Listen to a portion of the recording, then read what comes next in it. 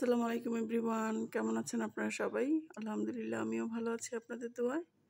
শীতের সন্ধ্যায় কিন্তু এরকম ধোয়া ওঠা গরম গরম ভেজিটেবল স্যুপ খেতে কিন্তু ভীষণ ভালো লাগে। আর যেহেতু এখন সবজির সিজন, আপনারা সন্ধ্যায় খুব সহজেই ভেজিটেবল স্যুপটা বানাতে পারেন। চলুন তাহলে দেখে নিই পুরো ভিডিওটি। এই জন্য আমি চুলায় একটা প্যানের মধ্যে আমি যতটুকু স্যুপ রান্না করব ততটুকু পানি দিয়ে দিয়েছি। আর 2টা রান দিয়ে আমি আধা ঘন্টার মতো সিদ্ধ করে নিয়েছি। এরপর আমি দিয়ে দিচ্ছি পরিমাণ মতো লবণ। এরপর আমি দিয়ে দিয়েছি আদা কুচি, রসুন কুচি। আপনারা চাইলে বাটাও দিতে পারেন, কোনো সমস্যা নেই। আমি আরও একটু সিদ্ধ করে নিব। আমার সিদ্ধ করা হয়ে গিয়েছে। এখন আমি রান দুটাকে উঠিয়ে আমি মাংসগুলোকে একদম ছোট ছোট করে ছিঁড়ে নিব। আপনারা চাইলে কিন্তু মুরগির বুকের মাংসটাও দিতে পারেন, কোনো সমস্যা নেই। আমি এখন আমার হাতের কাছে যে সবজিগুলো ছিল সব উপকরণগুলো একসঙ্গে আমি দিয়ে দিব। আমি দিয়ে দিয়েছি গাজর, তারপর দিয়ে দিয়েছি মটরশুঁটি, তারপর ব্রোকলি, দিয়ে দিয়েছি ক্যাপসিকাম, টমেটো দিয়ে দিয়েছি। এরপর আমি দিয়ে দিয়েছি কাঁচামরিচ। এরপর আমি দিয়ে দিব চিকেন স্টক। এই চিকেন স্টকটা অপশনাল, যদি আপনাদের হাতের কাছে থাকে তাহলে দিবেন, না দিলেও কোনো সমস্যা নেই। মুরগির বুকের মাংস দিয়ে দিলেই হবে।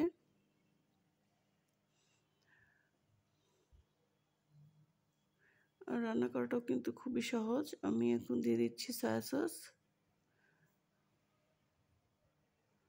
এরপর দিয়ে দিচ্ছি ওয়েস্টার সস।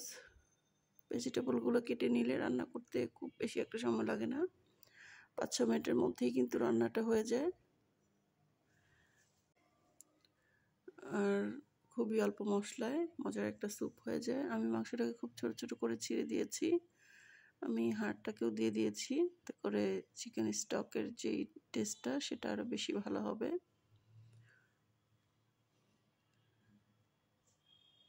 এরপর আমি এখানে দিয়ে দিয়েছি 2 চামচ পরিমাণ কর্নফ্লাওয়ার গুলিয়ে।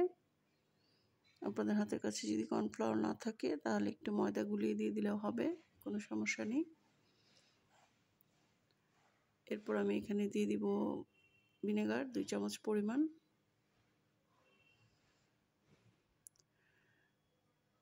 আমার রান্নাটা কিন্তু অলমোস্ট শেষের দিকে।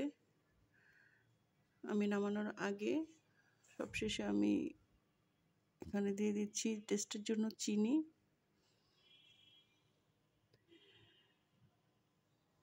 কারণ যে কোনো চাইনিজ রান্নার মধ্যে কিন্তু চিনিটা দিলে ভালো লাগে। টেস্টের যে ব্যালেন্সটা সেটা কিন্তু চিনি আর লেবুর রসটা দিলে বেশি ভালো লাগে।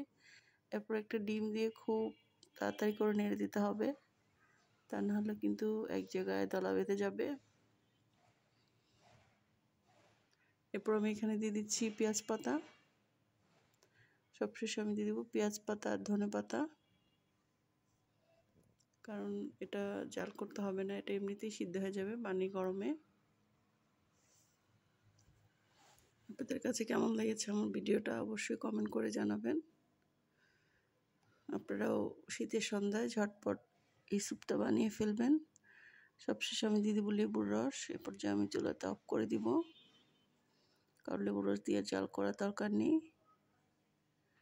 লেবুর রসটা দেওয়ার চেষ্টা করবেন, এতে করে স্যুপের যে টেস্টটা সেটা কিন্তু ভালো লাগে।